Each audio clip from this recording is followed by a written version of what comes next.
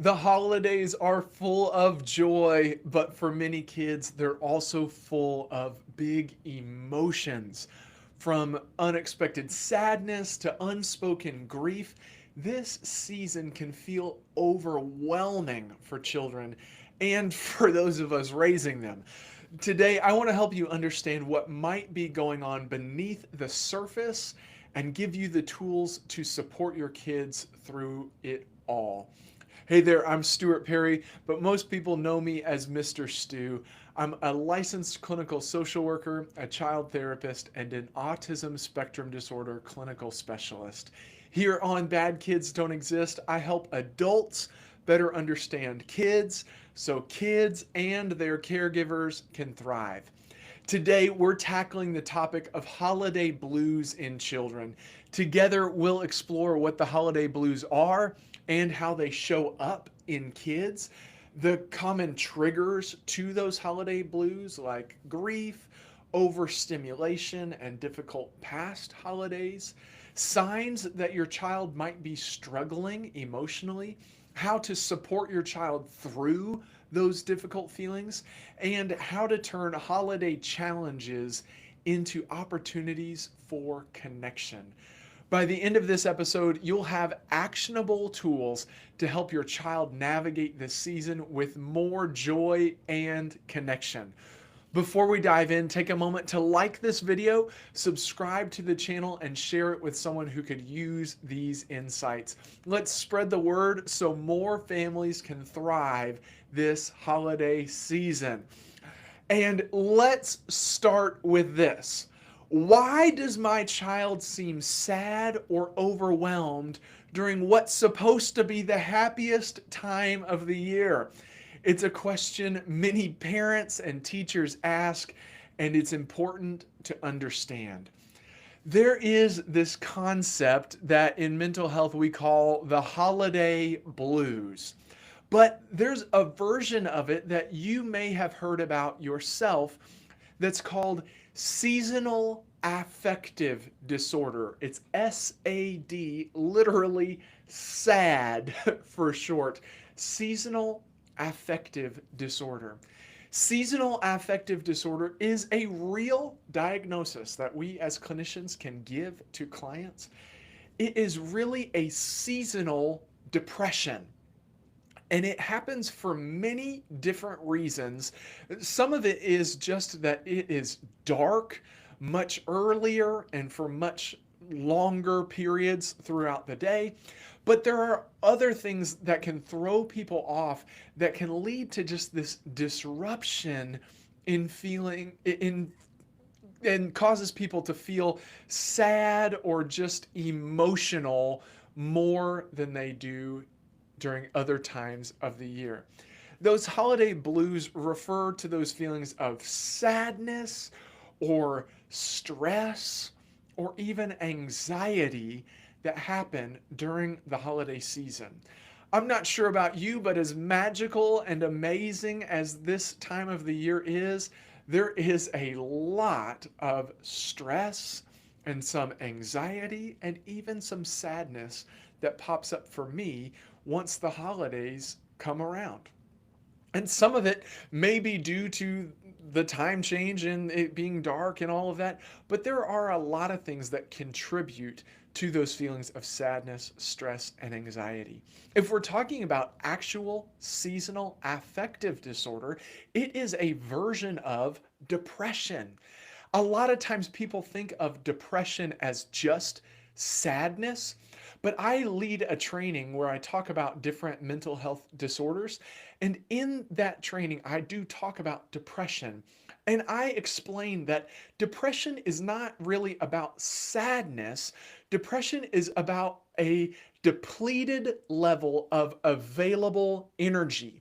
It's as if the brain is depressed, it's under pressure. And that feeling of the brain being depressed and under pressure can lead to feelings of sadness, but it's not the sadness in and of itself that is the depression. It's that feeling of pressure on the brain that causes the depression.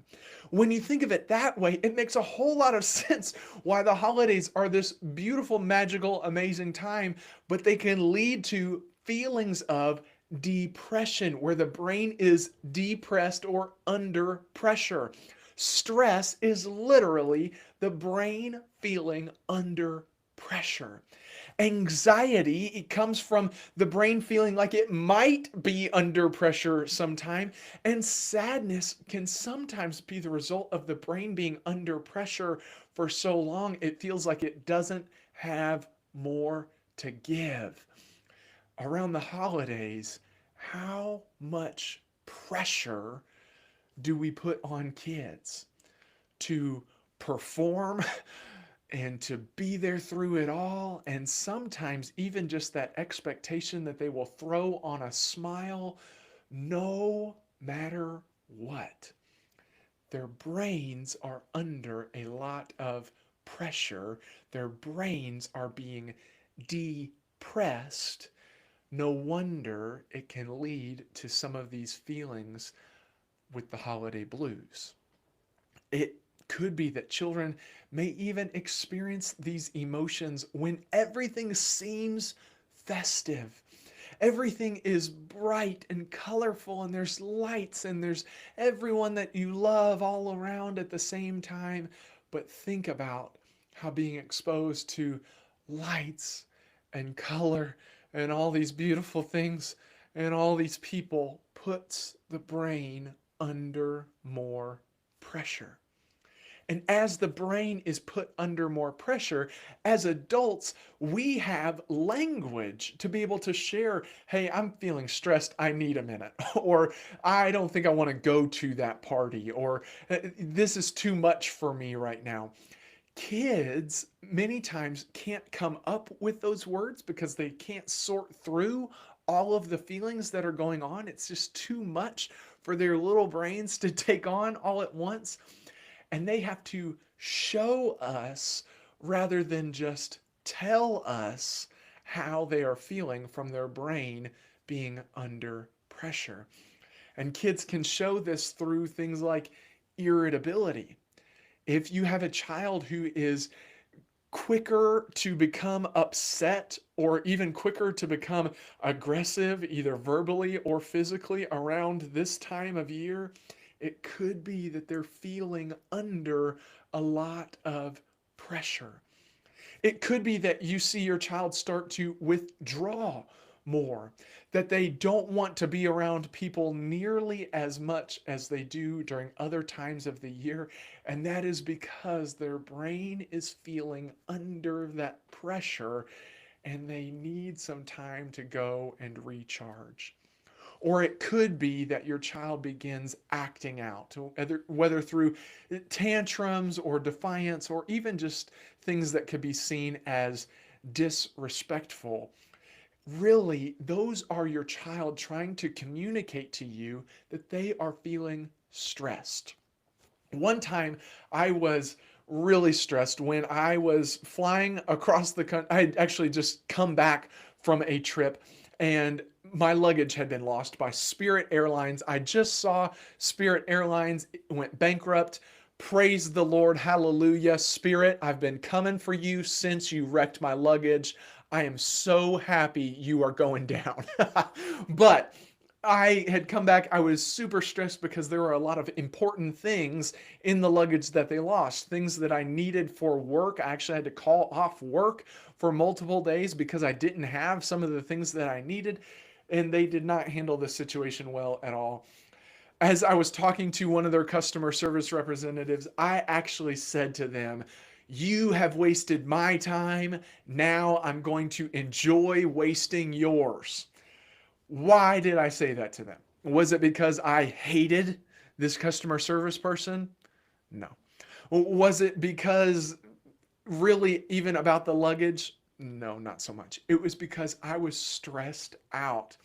And you know, and I know, when we are stressed, we do not make the best decisions. When our brain is under that pressure, we are more likely to do things we'll regret later. And the same is true with kids. As a matter of fact, it's even more so with kids, because as adults, we oftentimes get to decide what we are going to go to, what we aren't going to go to, when we do end our time at different things, and when we're going to leave, all that kind of thing. Kids, a lot of times, don't have that luxury.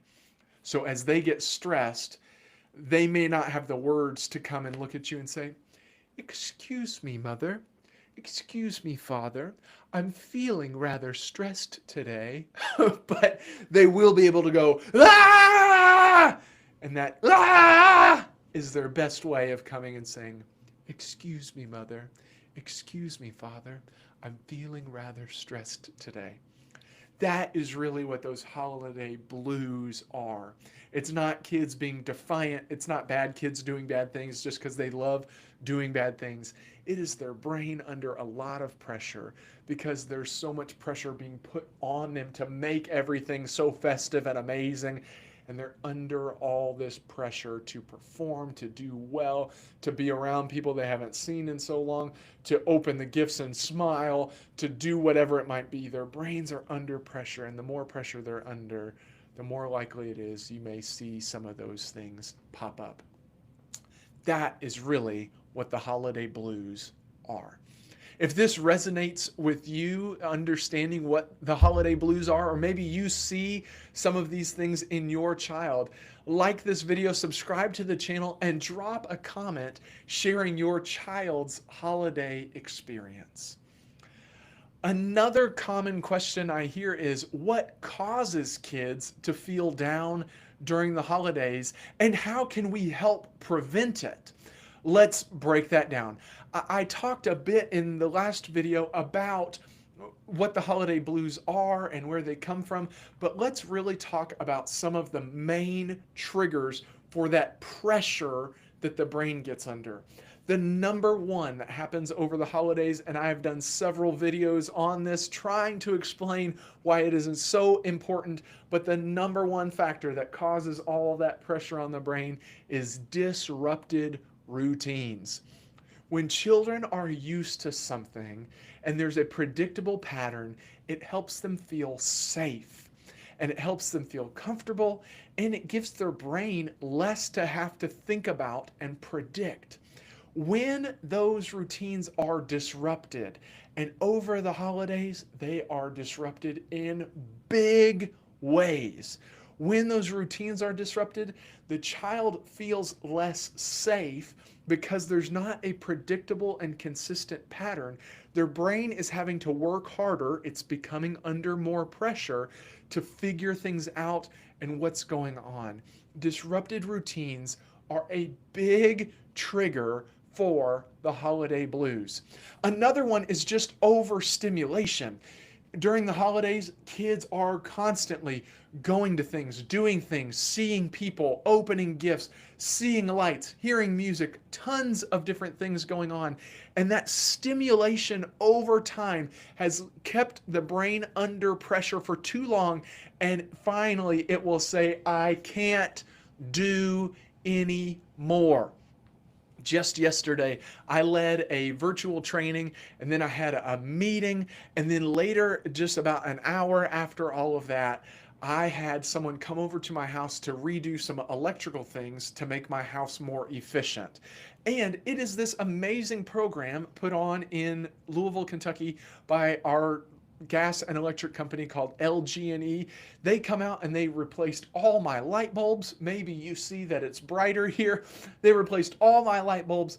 They replaced sink things. It's a great program. I say that because what they were doing was very helpful. But about 20 minutes into my appointment, I was thinking, I don't know if I'm going to make it to the end of this 90 minutes. This feels like I am just done. I don't have any more to give. I cannot talk anymore with this person who has come to help me with all of these things. My brain has been overstimulated for too long. I'm out of energy to give. And when you run out of that energy to give because your brain has been under pressure for too long, it can lead to those feelings of sadness, stress, and anxiety. Another one is just unmet holiday expectations. Sometimes kids have these grandiose ideas of what's going to happen and why it should happen that way and how it's going to go. And then they live through it and it's not quite what they thought it was going to be. Or maybe they've been scrolling on social media and they see that all their friends are doing all these things that seem so amazing and theirs just wasn't as much. And to them, it can lead to those feelings of sometimes embarrassment, sometimes disappointment, and sometimes sadness. That's not to say that you need to go above and beyond and do all these grandiose things and make everything huge and exciting and there can't be a moment of downtime or anything like that. It's just to say that when those expectations aren't met, sometimes children need to be able to discuss those feelings in a way that's developmentally appropriate for them. Another trigger that can happen for kids is that the holidays can remind children of loved ones who are no longer with us. And they may experience sadness or longing for those people in unexpected moments. When I was a child, my great grandmother would always sit right next to me at our family Christmas. And every year I can remember she would unwrap the presents so that she could keep the wrapping paper. I'm telling you, you could have just given her folded up wrapping paper and said, "This is your gift." Every time she would say, "Oh, this is just the most beautiful wrapping paper I've ever seen." And she would unfold it and then fold it back. She didn't want the tape to rip anything. And though it was so silly, it was a part of Christmas that I looked forward to, even though it was kind of funny. I just spent time sitting next to my great grandmother and helping her make sure that she could get all of that wrapping paper off those presents without causing any damage. And then she passed away. And that Christmas was different. Even when we were opening all of the amazing presents and even when everybody was smiling and laughing, it was great. But I was also thinking, Grandma Bessie's not sitting next to me trying to save the wrapping paper. In those moments, sometimes it can bring on that sadness or that missing of a person in the times that seem like they should be the most happy. And there's also another thing that could cause these feelings is that previous holidays may have been challenging for kids for all sorts of different reasons. And if they've had previous holidays that were difficult, kids may carry those feelings forward into the present. I worked at a residential psychiatric facility for 6 years when I was beginning my career in children's mental health. And in that facility, we noticed that around the holidays, there were many more extreme behaviors from the kids in our care. And people wondered why that was. But I was able to finally talk with my staff and say, well, think about the holidays they've had in the past.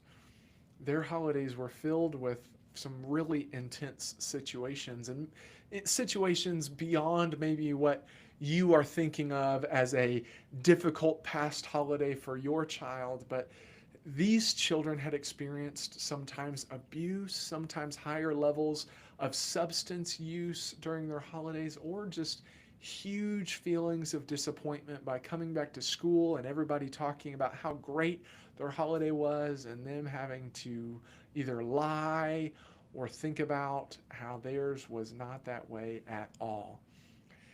If holidays have been difficult in the past, it may be that children remember that and think of that as what the holidays are. When I was younger, I would get sick every year on my birthday and every year at Christmas. Every year. And it wasn't just a little sickness, it was a pretty big sickness to the point where I would have to just not participate sometimes. Now, I told you I would sit with my grandma, it was typically with my immediate family that this would happen. And I would just feel sick, or it would be right after the holiday, and I would just get so sick, and it would just be terrible. And I hated it. And eventually, I began to dread my birthday and Christmas because all I could think about was, oh, here comes the sickness. I just had lunch with my mom and dad earlier today, and my mom said, every year at Christmas, we get sick. And it's true. Every year at Christmas, they do get sick and they fight through it. And, they make sure everybody's safe and they don't have everybody around if they are really sick, but they get sick pretty much every year. If things like that happen for your child, they may think about that now, even though it was in the past. There's also things like financial stress that kids know about, or family stress just from all these different family members being around. Sometimes that can seem like it's going to be great, but we know that family dynamics are very complicated, and those dynamics can lead to a lot of stress, that pressure on the brain, which can lead to more of those feelings of stress, anxiety, and depression. And it could be that they're just seeing others and having this social comparison that can lead to those difficult feelings. Those are the main triggers to this holiday blues or this seasonal affective disorder that you can think about. Now, the holiday blues are different than seasonal affective disorder. Seasonal affective disorder is an actual diagnosis that requires real criteria to be diagnosed with. The holiday blues are just some of those acting out behaviors because of sadness, anxiety, and stress. Those are the main triggers. And as you think about those things as the main triggers, you may be able to mitigate some of the difficulties by either preventing some of those triggers or preparing your child for some of those triggers. Maybe they don't like one of their cousins the most, and so you can say, hey, you are going to see that cousin, but if you decide that you just don't want to be around them anymore, just come and see me, and I'm happy to have you sit right next to me. You can talk with them about some of those things to alleviate some of that stress. Like this video, subscribe to the channel, and share it. If you know someone navigating these challenges with their kids, even if that someone you know is you. Another thing a caregiver actually recently asked me is, how can I tell if my child is feeling overwhelmed or sad during the holidays? And that is such an important question, because catching the signs early can make a huge difference. There are things that can be indicators that children are having emotional challenges. That does not mean rush in and try to fix all their emotions. Emotions are not things to be fixed. It does not mean rush in and change everything, but it does mean here's some signs that your child may be feeling some of this emotional challenge and they may need some support. There are some key signs, and some of those signs are changes in behavior. That's one of the first ones. So let's just talk about that for a moment. Changes in behavior. If your child typically does different things throughout the day and they have been doing those things for a consistent basis and they enjoy doing those things, and you can just tell that they love this activity and they love doing this thing, and they also just they're always on time, and maybe they always take care of themselves, and then those things change in a big way. And there's a change in that behavior that is typically really predictable. It could be an indicator that there's some emotional challenge going on with your child. Because of the disrupted routines and because of other things that may have been going on, it could be that your child is feeling a big emotion, and they will compensate for those big feelings by controlling the things that they feel they can control. And speaking of that control, another thing that you might see as a sign, a key indicator that your child is feeling an emotional challenge, especially during the holidays, is a big change in their appetite. If your child typically is one who finishes everything, and then you notice that they're only having a couple bites of food.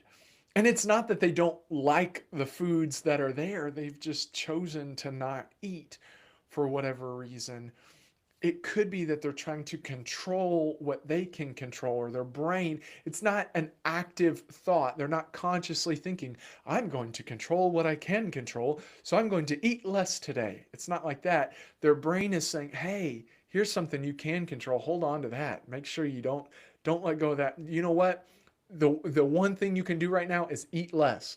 On the flip side of that, if you have a child who typically can eat just some and they're okay, and then they are gorging themselves, they're just flooding themselves full of food, that could be another indicator that they're having an emotional challenge.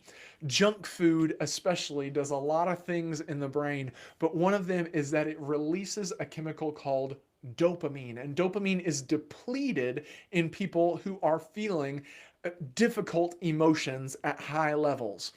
So sometimes the brain will say, hey, let's go eat some more of that cake. Let's go eat some more chips. Let's go eat some more of those foods that are quote unquote bad for you. That will help us to feel better, at least for a little while. It's another attempt at controlling something that is within the child's control. So if you see those big changes, it could be an indicator that your child is struggling. Another one is a change in sleep patterns. If your child typically sleeps all the way through the night and now they're waking up several times throughout the night, or I'm not saying that your child wakes up often, but maybe they're typically an early riser and now they are sleeping almost all the way through the day. There's a few different reasons for that. If your child is waking up several times throughout the night consistently, not just one or two nights, but for a couple of weeks, they're waking up several times throughout the night, and that's a change for them. It could be that their brain is under that pressure, under that stress, and it will wake itself up and say, oh, wait, oh, I just thought about something. Oh, we got to get going. We can't rest. We got to keep going. And it makes the child wake up. On the other side, if they sleep for a long, long time throughout the day, it could be that their brain has been under pressure for so long, it says, hey, we just need to tap out. We cannot do this anymore. And let me reiterate, that does not mean that one night or a couple of nights or one night a week that your child wakes up a few times throughout the night, or that one night a week your child sleeps for a long time, or if on the weekends they sleep later. That's not what I mean. But if your child has a significant shift in their sleep pattern, it could be an indicator that they are having an emotional challenge. Some less obvious indicators are things like increased sensitivity. If your child typically is one who can deal with some sarcasm and they deal with some, back and forth things where maybe you are saying silly things to each other, or maybe you're playing a game. This is one that I see often where I'll be playing a game with a child and they kind of say, give me some trash talk, and then I give it back and they can handle it. Well, if you typically do those things with your child and then all of a sudden they're doing it to you and you do it back to them and they just break out and they just start sobbing, it could be that their brain is under too much pressure and it says, oh, that was too much. That was too much this time. That does not mean trash talk your child more often.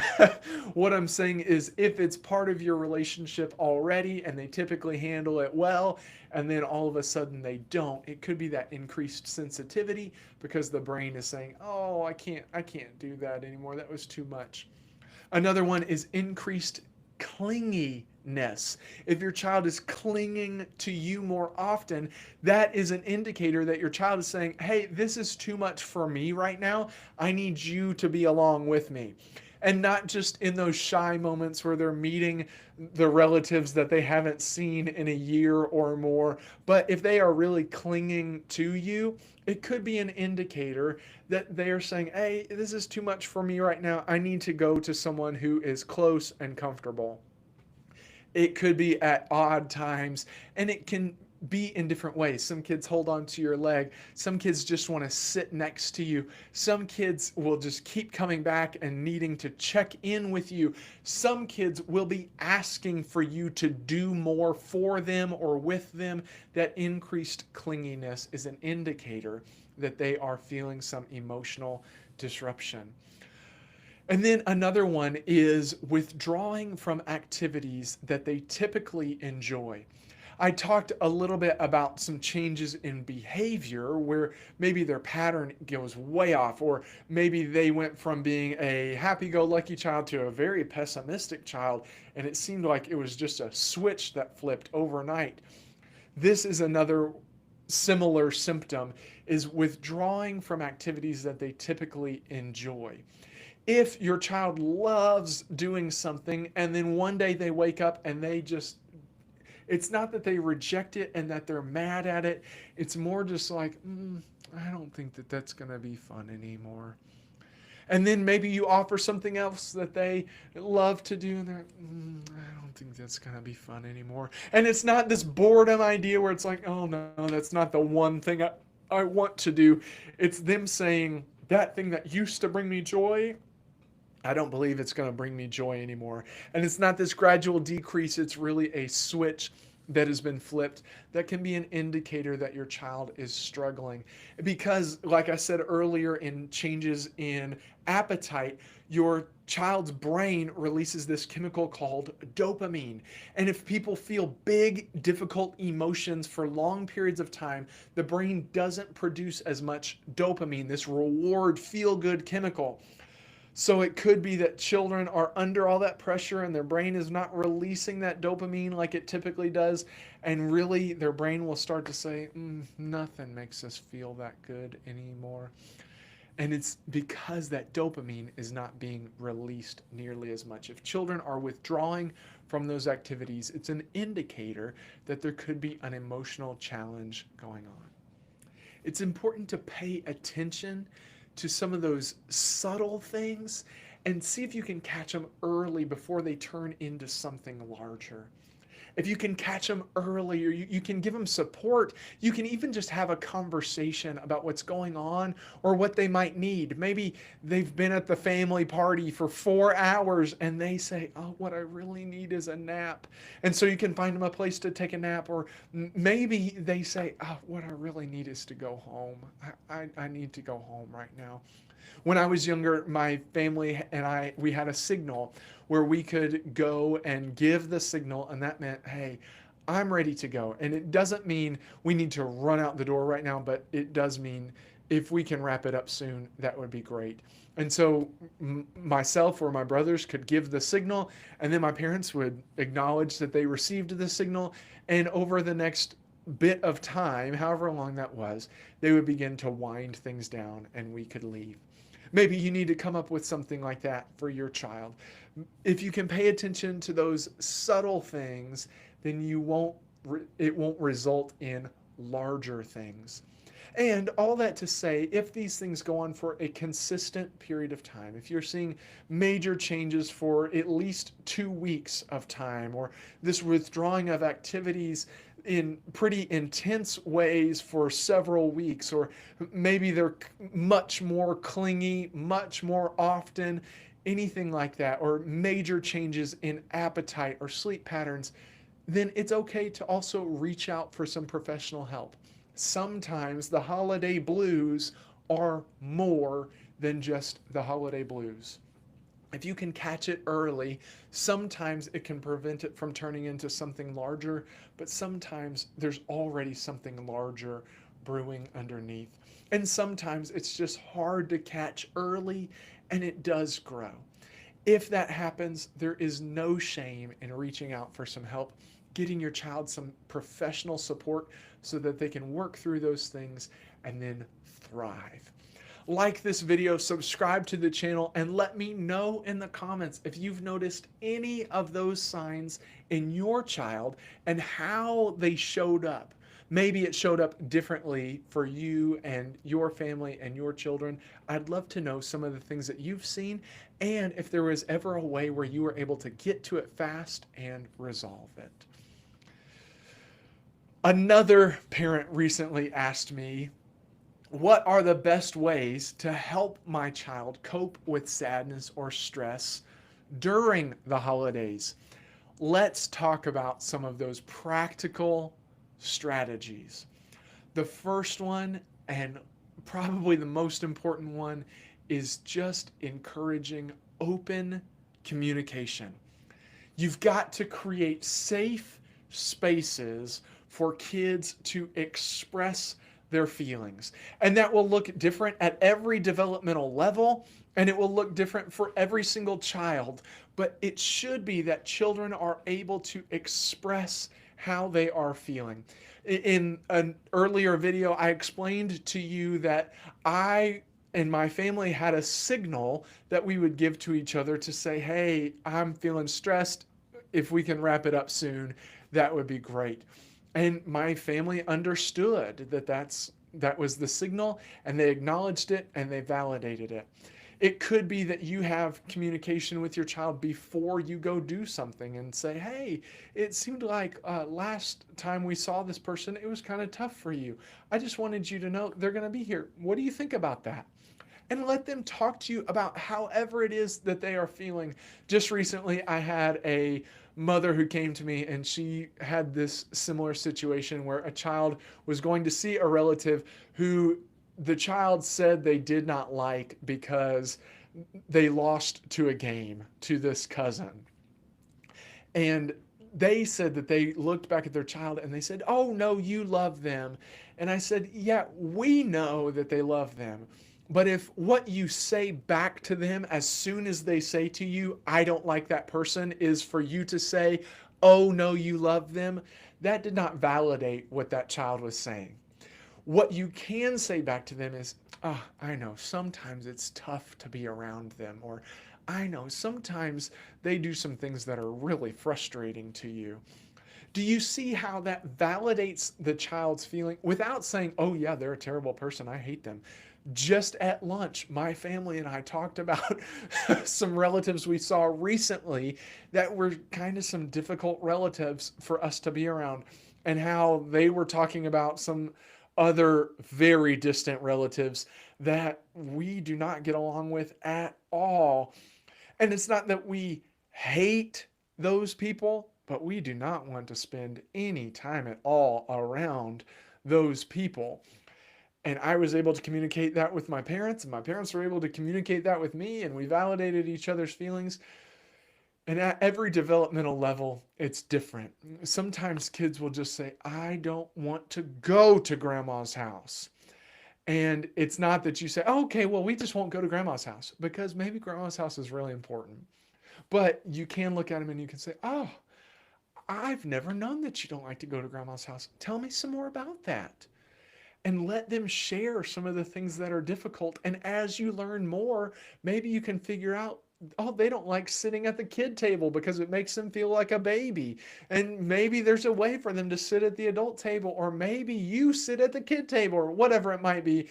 There may be deeper reasons. And without that open communication, you don't know those deeper reasons for kids feeling the way that they feel. I do want to give a brief, just public service announcement, though, that open communication does have limits. Open communication does not mean dump onto your child and tell your child everything that is going on. I recently had a friend who was going through a divorce, and they were talking with me about the divorce and their child and making sure that their child understood. And they were asking me how much to share with their young child. And really it comes down to saying, hey, me and mommy, we love you so much. We just can't be together right now. And letting them know that, and sharing that the child is still going to be involved in both of their lives It does not mean to go and say, oh, well, here's the things that daddy did, and here's the things that mommy did, and here's all the things that frustrate me. And no, oh, and you need to not like this about mommy, and you need to not like this about daddy. That is not open communication. That is not developmentally appropriate open communication. The same goes for financial difficulties. If a child feels all of the stress of, oh no, we can't do presents at all because we're about to lose the house, that is not developmentally appropriate for a child to hear. It may be the truth, but it's not developmentally appropriate for the child to hear. You can leave it at, hey, this year we're going to just spend some special time together instead of buying a lot of gifts for each other. Do you see? I sent the same message in a very open way without dumping onto a child. Do not dump onto your child and think that you have given open communication. If you have dumped onto a child, you have stressed them out beyond what is developmentally appropriate for them to experience. Then there's also just this idea of maintaining some level of routine and offering some calming activities. In an earlier video, I talked about how disrupted routine is one of the main things that leads to stress, anxiety, and even feelings of sadness over the holidays. Disrupted routine happens all over the place during the holidays. Kids are out of school. They are going places they don't normally go. They are doing things they don't normally do. The days may be filled with more things than normal. Routine is way off. If you can keep some pieces of the routine consistent, it will really help kids maintain themselves and deal with the difficulties that do come up because they'll know some of the things that will remain consistent. Along with that, offering some calming activities is important. Sometimes during the holidays, parents will feel bad or guilty if their child comes to them and says, I'm feeling bored during the holidays.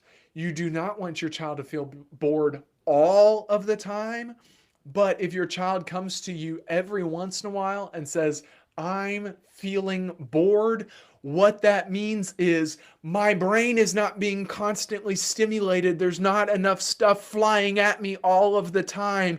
And you can look at them and you can smile and you can say, feeling bored is important sometimes, because it lets them calm down and not have that overstimulation.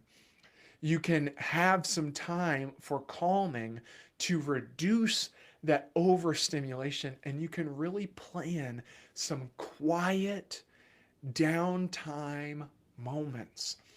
I remember when I was a child, and even today, I wake up early on Christmas. I just get excited for it. And now I have a niece and a nephew, and they love to celebrate Christmas. So it's a lot of fun for me as well. And I wake up early. There's just a lot that I'm excited for. And what my family would do is we could wake up and open our presents. And then my parents would say, but after we open presents, we are going back to bed. You all can stay up and play if you want, but we're going back to sleep after we open the presents. It's 4 o'clock in the morning. So they would plan some quiet downtime moments for themselves. And myself and my brothers would play for a little while, and then we would crash. We'd fall asleep either on the couch or in a chair or in our beds, and we would have some of that quiet downtime moments. But even more than that, you can say, hey, after we get back from grandma's house, we're going to take some time where maybe it is something where you're not doing nothing, but you're doing something simple and quiet and calm. Even something as simple as coloring can be a great quiet downtime moment where you say, hey, we're turning off the screens. We're not blasting music. There's not going to be flashing lights. Throw on your sweatpants. Get into something comfortable. We are going to have some chill time. And that time helps reduce that overstimulation and can really help kids deal with the other times that are very intense and stimulating. And when I talk about this, I also like to think about difficult past holidays. If you know that your child has experienced a difficult holiday in the past, it's okay and important to talk with them about those things that were difficult in the past, and then talk about some ways that you can create new positive memories that don't make the child forget those things that happened in the past, but that help them see what happened in the past is not the way it always has to be. If you can find a few positive things and make it a point to say, hey, I remember last year you were feeling really sick and you didn't get to have your favorite cookie. I made your favorite cookie and I wanted us to be able to share that together. Having even those little positive moments can replace some of those negative associations that children have with the season. Those are some actionable, practical ways to support your child through the holiday blues. And as always, if you see some big signs and big symptoms or consistent over long periods of time that your child is struggling, reach out for some professional help. Get your child connected to a therapist, and that way they can get the support they need so they can thrive. Like this video, subscribe to the channel, and share one way you've supported your child during the holidays in the comments. I have heard all kinds of things from parents and teachers and caregivers through the holidays, but there was an interesting one that happened for me it was either this week or last week. There's a parent who asked something to the effect of, and I'm not using their exact words, but they basically said, how can I use holiday challenges to connect with my child and build resilience for the future? That is a question that blew my mind. Let's explore how to take some of those hard moments and turn them into something that is meaningful and beautiful. It is important to know that experiencing and processing emotions builds resilience.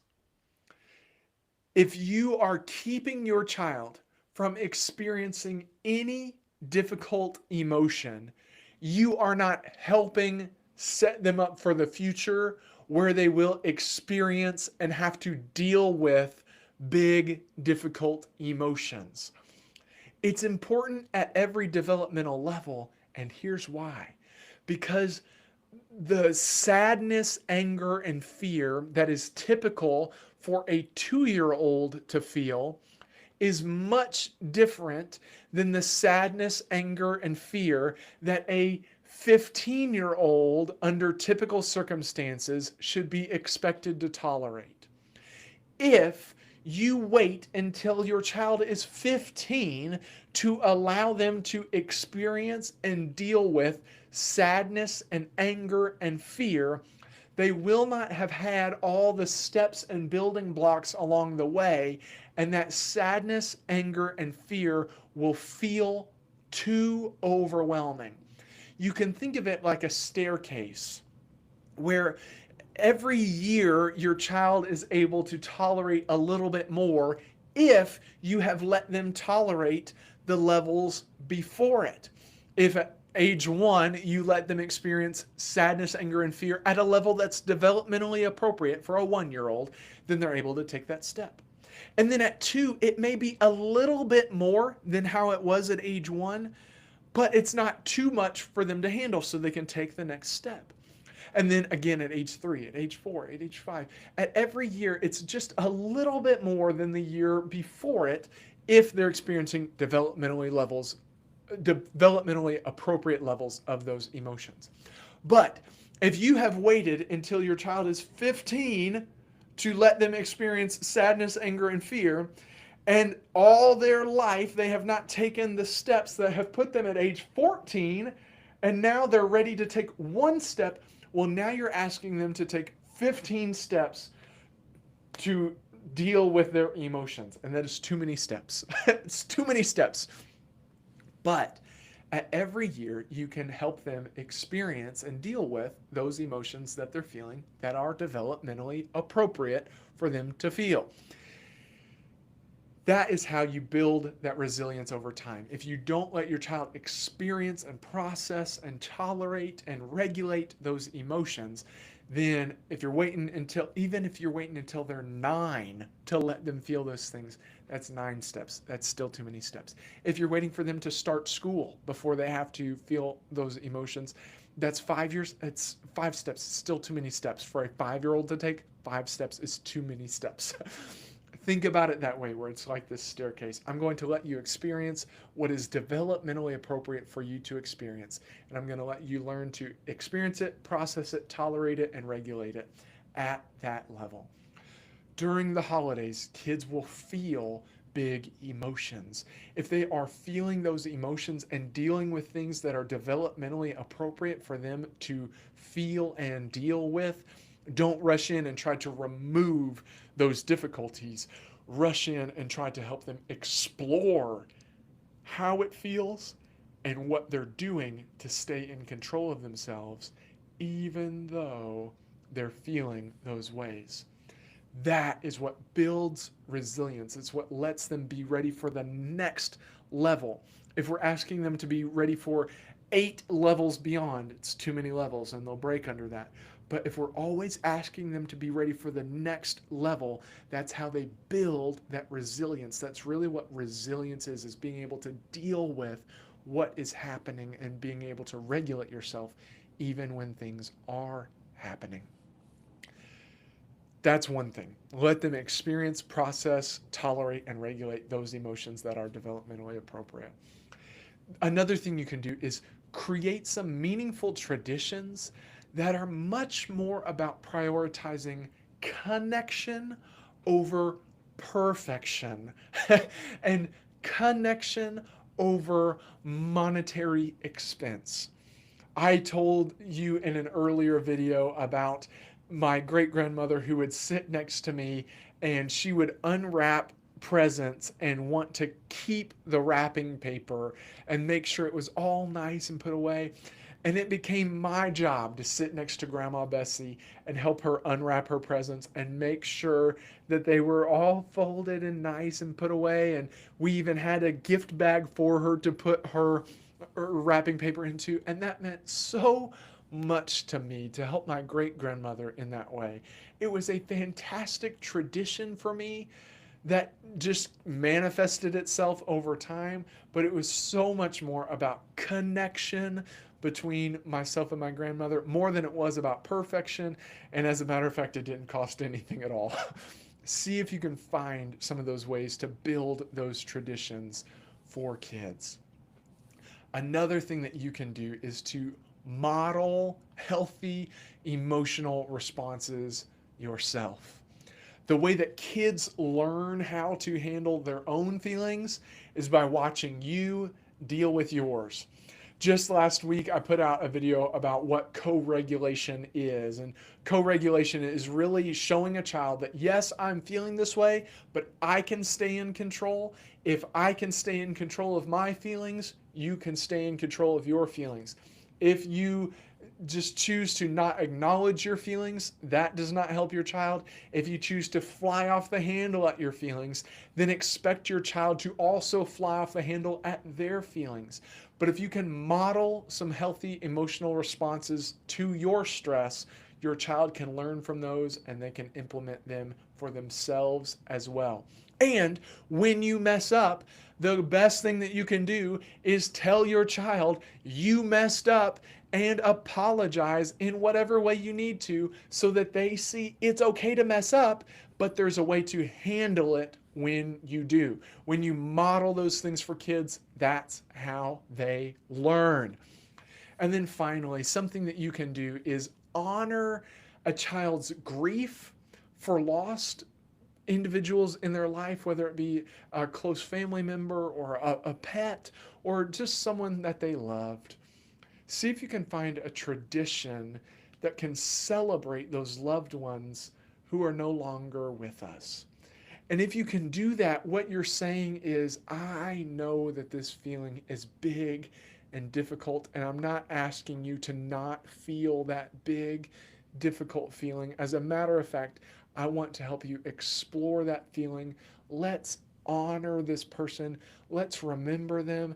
We can cry together and we can smile together, knowing that they are remembered, even though they're no longer with us. As you do those things, do you see how each of those strategies takes what could be a really difficult moment or disruptive moment and turns it into a meaningful experience where you build relationship with your child? You can do that and you can capitalize on those difficult moments to build some of the strongest bonds. Like this video, subscribe to the channel, and share some of your favorite family traditions in the comments. I see over on Facebook that Cassie wrote, "My middle and I research recipes to make for family gatherings, and I think that helps him prepare for those events." Oh my goodness, Cassie. That is incredible. Do you see? I want everybody to listen to this. Cassie is saying that she and her child research some recipes to take to family gatherings. And as they are researching, they're thinking about who's going to be there and what they might like. I'm assuming that is fantastic. They're thinking about all those things, and then they're thinking about how they're going to make it. And then as they're making it, maybe they're talking about the different people that are going to be there. And do you see how that meaningful experience to spend with your child helps get them ready for the perhaps very stressful thing they're about to walk into? But it does it in a beautiful, amazing way that is building connection with your child, setting them up for success, and helping them deal with those big emotions that are coming on. Thank you so much for sharing that, Cassie. That is beautiful and amazing. From understanding the holiday blues to recognizing triggers, signs, and support strategies, we've covered a lot today. Remember, the holidays don't have to be perfect to be meaningful. They just need to feel safe and connected. If you found this helpful, please like, subscribe, and share this video to help other caregivers navigate the holidays with their kids. And if you have thoughts or questions, drop them in the comments. I'd love to hear from you. If you're looking for a keynote speaker or workshop leader to help your team or organization better understand kids, head over to badkidsdon'texist.com/booking to learn more about my programs. Until next time, this is Mr. Stu reminding you that some things exist, some things don't. Bad kids don't exist. Happy holidays, everybody. Peace.